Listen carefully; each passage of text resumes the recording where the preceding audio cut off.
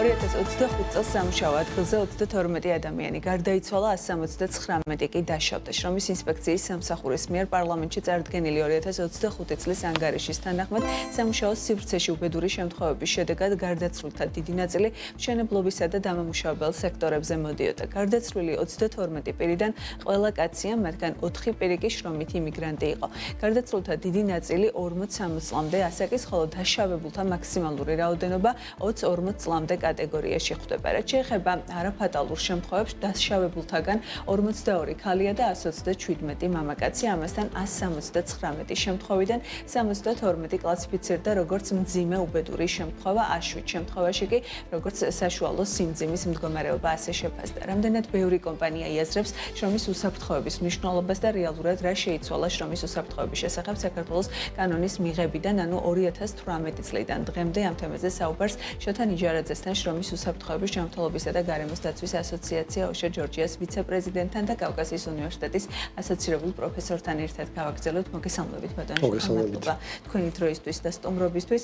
2018 წელს მივიღეთ კანონი, მაშინ მნიშვნელოვნად მძიმე ფატალური შემთხვევები ჰქონდა, თუმცა 32 ადამიანის გარდაცვალებაც არ არის ალბათ სახარბიელო მაჩვენებელი. რამდენად კარგად ესმით კომპანიებს, მათ შორის სამშენებლო და დეველოპერული სექტორიდან შრომის უსაფრთხოების მნიშვნელობა და რამდენად ინტენსიურად ნერგავენ იმ სტანდარტებს, რაც უსაფრთხო მშენებლობისთვის არის საჭირო.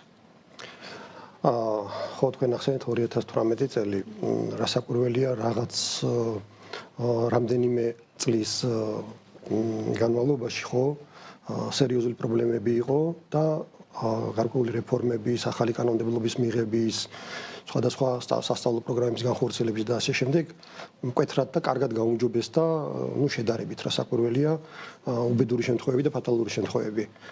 ძირითადად რასაკვირველია, სადღაც დაახლოებით 70% შემთხვევებისა სამშენებლო სექტორზე მოდის. ეს სტატისტიკა დაახლოებით ეს გამომდინარეობს რაოდენობიდან გამომდინარე, რომ ძალიან ბევრი სამშენებლო კომპანია ოპერირებს, თუ მან არის მთავარი პრობლემა, ანუ უსაფრთხოების ნაწილში ნაკლებად იცავენ სტანდარტებს, რა არის მთავარი აღწევნა? თვითონ სექტორის სპეციფიკა არის, იმ ქვეყნებშიც კი, სადაც მაღალ დონეზე ითვლება, რომ იცავენ უსაფრთხოების სტანდარტებს, იქაც პირველ ადგილზე არის სამშენებლო სექტორი. აქ ლაპარაკია რაოდენობრივად 32 არის თუ არა მაღალი ციფრი და რასაკვირველია, მაღალი ციფრი არის ჩვენნაირი ქვეყნისთვის და ჩვენნაირი, თქვაც, ეკონომიკური მდგომარეობიდან გამომდინარე, მაგრამ ზოგადად მიღებული არის, რომ სამშენებლო სექტორი ერთ-ერთი ყველაზე პრობლემური არის ყველა ქვეყანაში. ხო, ეხლა ერთი მომენტი არის, რომ რეპორტი აჩვენებს რაღაც მინიმალურ გაუმჯობესებას, ხო, იგულისხმება, რომ მაგალითად თითო ადამიანით ნაკლები იღუპება სამუშაო ადგილზე, სამუშაო პროცესთან დაკავშირებით, ბოლო 3 წელიწადს გულისხმობ, მაგრამ უფრო ადრე იყო მკვეთრი გაუმჯობესება, იმიტომ რომ მაშინ რაღაც სერიოზული ნაბიჯები გადაიდგა, როგორც შრომის ინსპექციის მხრიდან, ასევე პროფესიული ორგანიზაციების მხრიდან, სასწავლო ორგანიზაციების მხრიდან და რასაკვირველია პირველ რიგში ბიზნესის მხრიდანაც, რომლებმაც შრომის უსაფრთხოების სისტემები დაანერგეს, გარკვეულწილად რაღაც ნაბიჯები გადადგეს, მაგრამ აი ბოლო 1-2-3 წელიწადია რაღაც გარკვეულწილად შეიძლება ვთქვათ, რომ ვტკეპნით ერთ ადგილზე, ესე ვთქვათ, ისე სერიოზული წინსვლა ბოლო წლებში აღარ შეინიშნება რა სამწუხაროდ. განსხვავებული მიდგომა უნდა გაგრძელებულიყო დამუშავება სხვა მიმართულებით, რასაც აღარ მიყვა, არ ვიცი, ინსპექცია და ბიზნესი ერთობლივად თუ რაშია პრობლემა, რომ ერთი და აქ საუბარი არის, რომ მაგალითად ერთის მხრივ ინსპექცია გარდა იმისა, რომ რესურსები არის მწირი, იმიტომ რომ შრომის ინსპექტორები არ არის საკმარისი, რაც საჭირო არის ჩვენნაირი ეკონომიკისთვის და ჩვენნაირი ქვეყნისთვის, მაგრამ ასევე ინდუსტრიამ რაღაცა კუთხით გვერდიაუба იმ რაღაც პროცედურებს და კანონებს და ესე ვთქვათ, ქაღალდზე დაწერილ ნორმებს და მათაც გარკვეულწილად ისწავლეს რა უნდა გააკეთონ იმისათვის, რომ არ დაჯარიმდნენ, მაგრამ ამის იქით სერიოზული პრობლემები არის იმ ნაწილში, რომ მაგალითად რისკების წესიერ გაანალიზება არ ხდება, ანუ პრევენცია ნაკლებად ხდება, უფრო რეაგირების რეაქტიულ ღონისძიებებზე უფრო მეტად ვაკეთებთ აქცენტს, როგორც ინსპექცია, ასევე კომპანიები, ვიდრე პროაქტიულ ღონისძიებებს, ანუ პრევენციულ ღონისძიებებზე, ხო? აქ არის ეგ პრობლემა, რომ პრაქტიკა არ ვითარდება, ახალი მეთოდები, ახალი კი არა, საკმაოდ კარგად განვითარებული მეთოდები კარგად არ გამოიყენება, პროფესიულ დაავადებების იგნორირება ხდება, საერთოდ საღრიცხვიანობის პრობლემაა საქართველოში და მხოლოდ ერთი და იგივე რაღაცა მიდგომებით რომ ვაკეთებთ ყველაფერს, როგორც კომპანიები, ასევე ინსპექცია, ეს გარკვეულწილად აჩვენებს ამ რეპორტითაც და წინა წლის რეპორტითაც, რომ რაღაც თითქმის ერთ და იგივეს ვაკეთებთ. თუმცა ძალიან ბევრი რაღაცა კიდე გასაკეთებელია.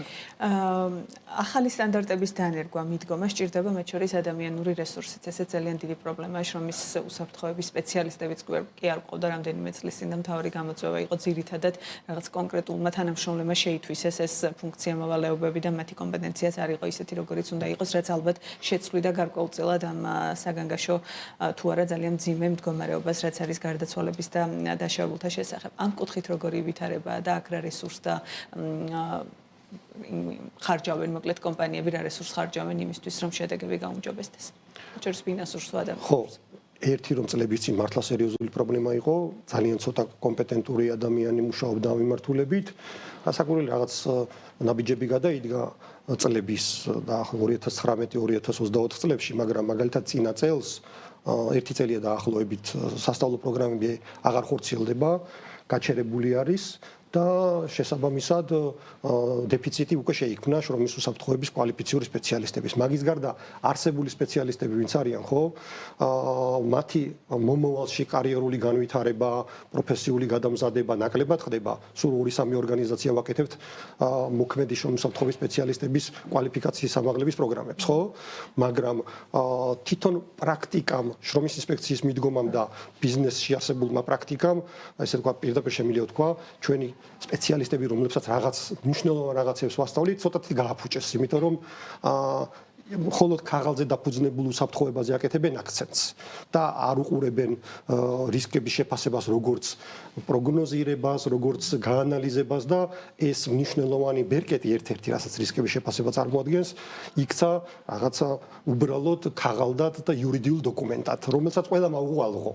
აი ეგ მომენტი არის და ეს აისახა კიდეც უბედური შემთხვევების სტატისტიკაში, არაფატალურში, იმიტომ რომ რაღაცა ანომალიასავით ჩანს, იმიტომ რომ არ შეიძლება რომ 6 უბედური შემთხვევა როცა ფიქსირდება, იქიდან ერთი იყოს ფატალური. ეგეთი რამე არც ერთ ქვეყანაში არაა. დაახლოებით 30 შემთხვევიდან ერთი ფატალურად სრულდება ხოლმე, ხო? ნუ ჩვენთან ეს ნიშნავს, რომ რაღაცეები სხვანაირად ისწავლეს კომპანიებმა მარტივი რაღაც გზები. მეორე არის, რომ შეიძლება რაღაცების სტატისტიკის დამალვაც ხდება ვიღაცების მხრიდან, ხო? იმიტომ რომ რაღაც ძალიან ანომალიური ციფრი არის, როცა 179 დაშავებულში არის 32 გარდაცვლილი და ეს საკმაოდ დიდი ციფრია დაშავებულებისთვის 32. მონიტორინგი რამდენად სრულყოფილად ხორციელდება და თქვენ ახსენეთ ნაწილობრივ, რომ ძირითადად დოკუმენტების და საბუთებებზე ორიენტირებული. თვითონ სამუშაო სივრცეზე რამდენად ხდება რისკების დასმა, აქცენტის გაკეთება, ამაზე რეკომენდაციები და როგორია ბიზნესის მიდგომაც, უფრო მარტივია, ვთქვათ, რაღაცა თუნდაც ჯარიმის გადახდა, ვიდრე პრევენცია და დამატებითი მექანიზმების დანერგვა, ამ კუთხით როგორ ვითარდება და როგორ იცვლება დამოკიდებით. პირველ რიგში ჯარიმის გადახდა არათავისუფლებს მოთხოვნების დაკმაყოფილების ვალდებულების მაგრამ ვიმეორებ, რომ თვითონ მაგალითად შრომის ინსპექტორები და შრომის უსაფრთხოების სპეციალისტები, რომლებიც ველზე 3000-ზე მეტი არის, რომლებიც მუშაობენ ინდუსტრიაში, ეკონომიკის სხვადასხვა სექტორში, ეს თი რაღაცა დაიჭირეს, რომ იციან სწორად რა გააკეთონ ჭყალებში სწორად. რათა არ დაჯარიმდნენ. ეს პრობლემა არის, მაგრამ დასაქმებულების მხრიდან როგორ რამდენად იცვლება მიდგომები და მათ რამდენად ესმით უსაფრთხოების ნაწილი. ასევე ვახსენე, რომ 4 ადამიანი იყო შრომითი იმიგრანტი. ენობრივი ბარიერი რამდენად შეიძლება არსებობდეს მათთან კომუნიკაციის ნაწილში და მათი დამოკიდებულებები როგორია მოკლედ. კი, ეს მნიშვნელოვანია, რასაკვირველია ცნობიერების ამაღლება და ინსტრუქტაჟები დასაქმებულების. შესაძლოა ერთ-ერთი რაღაც ფაქტორი ეგ იყო და ერთ-ერთი მიზეზი, მაგრამ ამ შემთხვევაში იმ სექტორში სადაც ეს მოხდა, ეგ ნაკლებად სავარაუდოა, რომ ენობრივი პრობლემის გამო მოხდა ეგეთი შემთხვევა. ხო, ზოგადად ერთ რამეს აღნიშნავ, რომ არის სიტუაცია შეცვლილი. მთავარი რა არის, შრომის უსაფრთხოების კულტურა განვითარდეს, ჩამოყალიბდეს და განვითარდეს, ხო?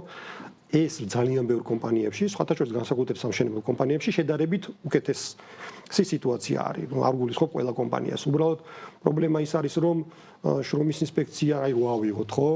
98 კი არა და მეტი პროცენტი და 8, ნუ პროცენტ ნახევარზე ცოტათი მეტი კომპანია არის შემოწმებული საქართველოში. რაც არის, რა ვიცი, ძალიან დაბალი ციფრი, მაშინ როცა სხვა ქვეყნებში 5-8% ითვლება, რომ არსებული კომპანიების შეამოწმო რა.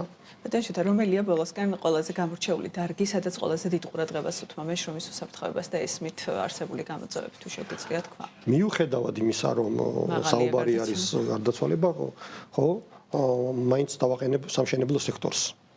უბრალოდ ეგ მომენტი არის, რომ რაღაცა დონეზე რომ მივედით, რატო ვახსენე და საწყისში ვტკეპნით მეთქი ერთ ადგილს, ხო?